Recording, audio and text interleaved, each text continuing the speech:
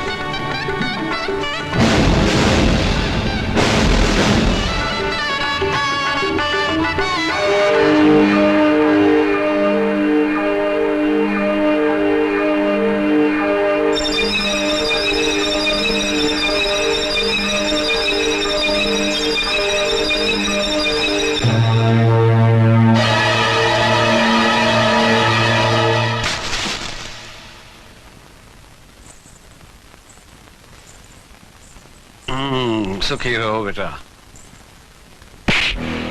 बेईमान, तेरी ये हिम्मत! बीच में कोई बोलना नहीं। साले कुत्ते, मुजरिम चाहे मेरा बाप हो, मेरी माँ हो, मेरा भाई हो या मेरी बहन, मैं छोड़ूंगा नहीं उसको। इन लोगों ने जानबूझ के हमारे साथ दगाबाजी की, जानबूझ के इसके बाप ने इसकी शादी मेरी बहन के साथ की, ताकि ये लोग कानून की आंखों में धूल झोंक सके, ताकि ये लोग कानून को ढाल बना के इस्तेमाल कर सके, ताकि लोग बहन के जरिए एक खुददार भाई को मजबूर कर सके, उसको दबा सके। मगर मैं लोगों के चला के चलने नहीं दूंगा। एक एक करके इनके सारे सपने तोड़ दूंगा मैं। और तुझे तेरे हर जुर्म की सजा भुगतनी पड़ेगी। दामाद वामाद तेल बेचने का, चल मेरे साथ चल।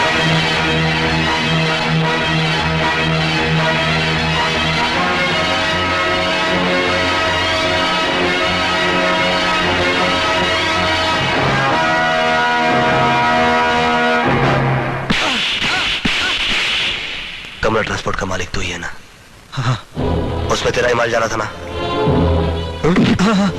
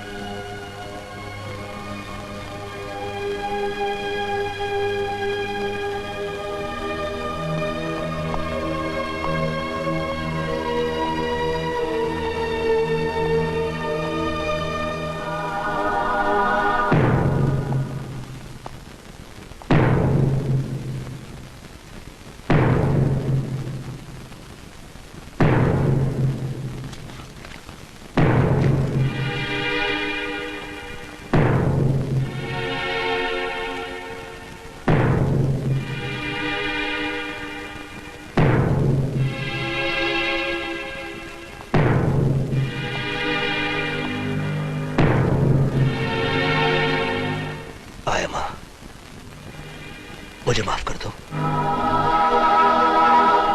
जब मुझे पता चला कि मेरी बहन की शादी एक मुजरिम से होने जा रही है तो मैं पागल हो गया।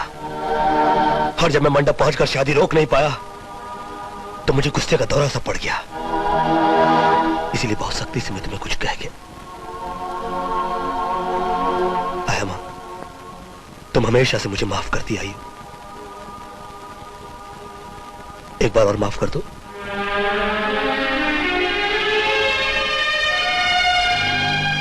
और अगर माफ ना कर सको तो मेरी गलती की सजा दो मुझे, मगर इस तरह खामोश खड़ी मत रहो। यूं खामोश मत खड़ी रहो।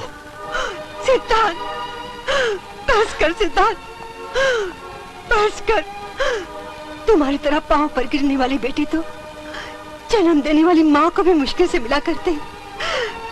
मैं तुमसे नाराज थी ना, इसमें दोष मेरा भी था, क्योंकि मैंने सिर्फ अपना ही दर्द याद रखा और तुम्हारा दर्द भूल गई।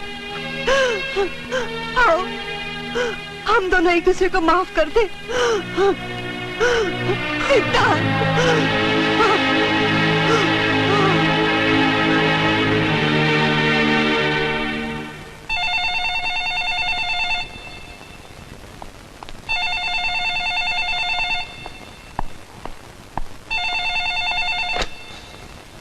क्यों मिस्टर सिद्धांत, आज तुमने चिरागों को जलाते जलाते अपनी भी उंगलियां जला ली ना? अरे बेवकूफ इंसान, तुमने इतना भी नहीं सोचा जिस शख्स के पास सैकड़ों ट्रक हो उसके पास इतना वक्त कहां कि वो चेक कराता फिरे कि कौन से ट्रक में कौन सा माल जा रहा है। दरअसल मेरे ही इशारे पर तुम्हारे जीजे के ट्रक में देसी शराब लोड करवा दी गई थी और फिर उसके बाद मैंने बड़े इत्मीनान के साथ, प्यार के साथ तुम्हें खबर करवा दी। दूसरी खुशखबरी यह है कि मैंने जमानत देकर तुम्हारे जीजे को रिहा करा दिया है। अब वो लोग मुझे महान समझते हैं और तुम्हें उनका दुश्मन। Thank you. तुम्हें मुझ पर गुस्सा तो बहुत आ रहा होगा, आ रहा है ना? अरे कुछ बोलो भाई, बोलती बंद हो गई? हाँ? चुप हो गए? अरे तुम जैसे पुलिस ऑफिसर सिर्फ गाली देकर चुप नहीं बैठे रहते, आगे कुछ एक्शन भी लेते हैं। बोलो, तुम मेरे खिलाफ क्या एक्शन सोच रहे हो? ससुराल के बारे में सोच रहा हूं मैं। पहले अपनी बहन को उसके ससुराल पहुंचाऊंगा, फिर तुम्हारी बारी आएगी।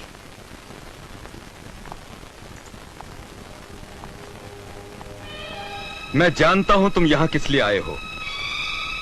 पहले तुम अपनी गलती की माफी मांगोगे ताकि तुम अपनी बहन को यहां छोड़कर जा सको। ये याद रखो, ये मामला इतनी आसानी से तय नहीं होगा इंस्पेक्टर। एक इंस्पेक्टर को अपने फर्ज के लिए जो कुछ करना था वो तो कर गुजरा।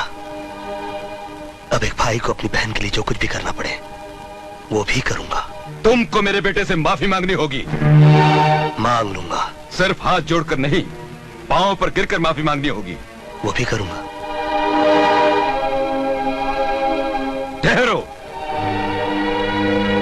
तुमने सरेआम मेरे बेटे की और हमारी बेइज्जती की है, इसलिए तुम भी सरेआम माफी मांगोगे। पिताजी चुप रहो। मैं इतनी जल्दी बारातियों को तो बुला नहीं सकता, अपने घर के नौकरों को बुला लेता हूं। रामू, मुखिया, सुखिया, तुम्हें मेरे नौकरों के सामने इसके पांव पे सर रखकर माफी मांगनी होगी। बोलो, तैयार हो?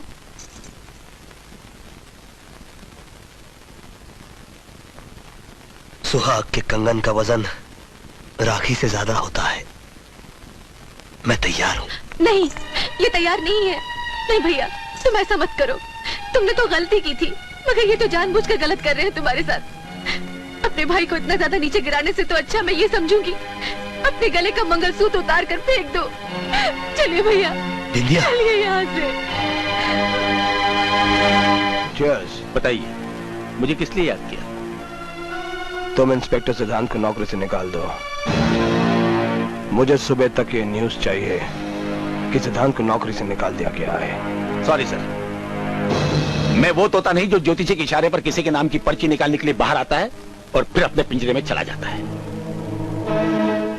मुझे इजाजत दीजिए। लगता है इस तोते ने ईमानदारी के दाने कुछ ज्यादा ही खा लिए हैं। भाभी को लड़का हुआ है। भैया मुबारक हो, आप बाप बन गए हैं। Congratulations. बेटा मुबारक हो sir. Thank you sir. Mubarak thank you thank you. सिद्धांत आओ बेटा। पूजा। सिद्धांत भैया, हमारा मुन्ना प्यारा है ना? अरे ये तो लाखों करोड़ों में एक है। ला बेटी, चल इसे काजल लगा ले। आइए आइए अम्मा। अरे अरे मेरा राजा। सिद्धांत, सिद्धांत, उसकी आंखें कैसी हैं? काश मैं अपने बच्चे को देख पाती। बताओ ना सिद्धांत, मैं कभी अपने बच्चे को देख पाऊंगी या नहीं? पूजा, बताओ ना, मैं कभी उसे देख पाऊंगी या नहीं? बताओ ना सिद्धांत, बताओ मुझे। बहुत जल्द देख पाओगी। आई स्पेशलिस्ट डॉक्टर भटनागर ने इनकी आंखों का टेस्ट लिया था और उनका कहना है कि अगले महीने इनकी आंखों का ऑपरेशन हो सकता है। अगले महीने के डॉक्टर साहब, कल क्यों नहीं? इतनी जल्दी मत करो इनका ऑपरेशन कराने में, क्योंकि अभी ये कमजोर हैं और एनेस्थीसिया देने के काबिल नहीं है, इसलिए इनका ऑपरेशन नहीं हो सकता। I'm sorry। पूजा, तुम दूध और फलों पर ज्यादा जोर दो, खूब खाओ पियो ताकि तंदुरुस्त हो जाओ, और अगले महीने जब तुम्हारी आंखों का ऑपरेशन होगा तो मुझे पूरा यकीन है कि 100% कामयाब होगा। सुना तुमने? अब तुम रोना नहीं है? आया माँ? अभी आया। सुना आप लोगों ने? डॉक्टर साहब का कहना है कि पूजा की आंखों की रोशनी अब दोबारा लौट आएगी। अरे वाह! भगवान करे किसी की बुरी नजर न लगे। सुना तुमने? डॉक्टर साहब का कहना है कि तेरी भाभी की आंखों की रोशनी अब दोबारा लौट आएगी, वो सब कुछ देख सकेगी। अरे सोच के रहा, जा जाके मुबारकबाद दे उसे। मैं ये दोनों खुशखबरी बाबूजी को फोन पर देता हूँ।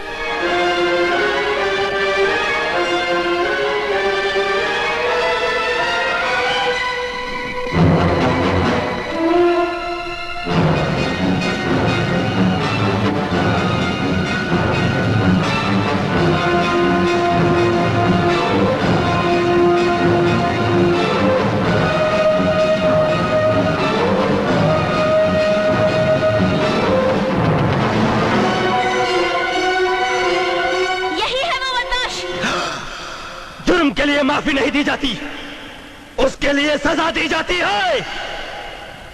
अब क्या होगा? अगर वो अंधी देखने लगी तो मैं बेमौत मारा जाऊंगा और हम सब पकड़े जाएंगे। हम तो अपने लिए रास्ता निकाल ही लेंगे। मर जाएगा बेचारा ये। तुम ठीक कहते हो बाबूजान, मैं सचमुच मारा जाऊंगा। तुमको इस मुसीबत से बचाने के लिए सिर्फ एक ही दवा बाकी है। डोंट वरी, दूध में पड़ी मक्खी को भी हम निकलवा देंगे। मिस्टर गोवर्धन। हाँ जी। अगर आप लोग जरा सा भी मेरा एहसान मानते हैं तो मेरी एक बात मान लें। जी कहिए। आप लोग सीधा शास्त्री जी के घर जाएं और उनसे कहें कि जो कुछ हुआ है उसे भूल जाएं। शास्त्री जी, आज हम अपनी बहू को घर ले जाने आए हैं। अगर किसी दबाव या मजबूरी के बिना अपनी इच्छा से आए हैं तो मुझे कोई एतराज नहीं।